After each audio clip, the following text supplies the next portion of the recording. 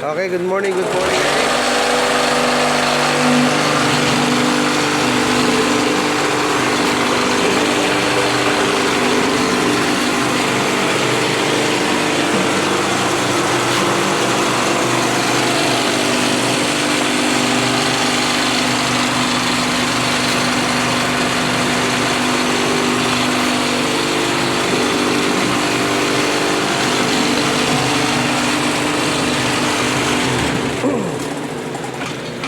Okay. Andito po tayo sa off-production area. Yan.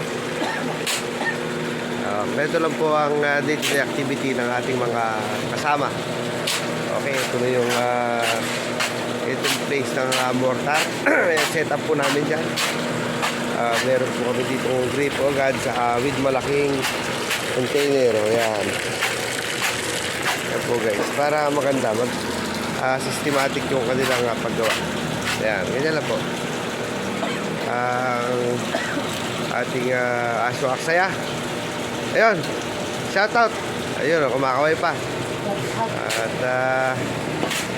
ito, tuloy-tuloy pa rin si Bayaw. Ang ating under chassis maintenance.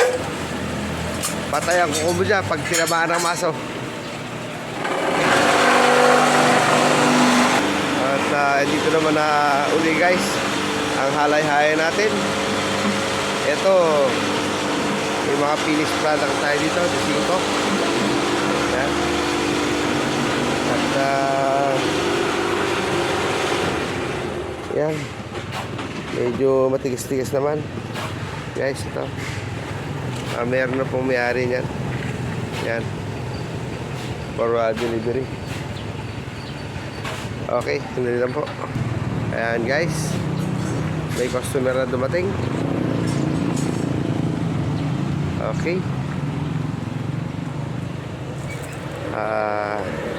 Nagtanong siya, pero hindi ata nagustuhan. Ito po yung setup nung hollow blockan. Dapat naka may starter. Starter. Akit ka dyan. Yan, para maginhaway gumagawa. Yan guys. At hahalo na naman po si Asyong ang ating yan.